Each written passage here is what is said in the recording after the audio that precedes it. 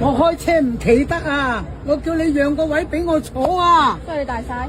唔係大晒啊，我企唔穩啊！咁你講唔該啊嘛？我有啊，我唔該讓個位俾我坐啊！咁你係咁啊！樣用支拐杖整我嘅？我幾時有整到兩個拐杖喺呢度？你頭先喺我前面喺度撞我隻腳啊！我冇整到你啊！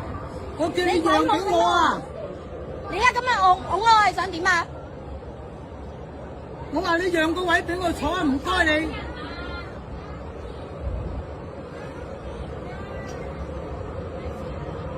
你咁後生都唔讓個位俾個老人家坐，天理嚟㗎呢啲，咪係咯？我開車唔得，企唔到㗎。有冇有啲禮貌啊？我問唔該佢咯。我做啦，唔使係咁拱人哋係咪啊？我幾時拱過佢啊？我啱啱望住我佢3次喎。我只有坐，我拱呢度坐邊咋。有人拱佢3次啦？望住你啦。拱佢3次。冇禮貌就冇禮貌啦。人哋啊，只有讓俾老人家坐嘅啫。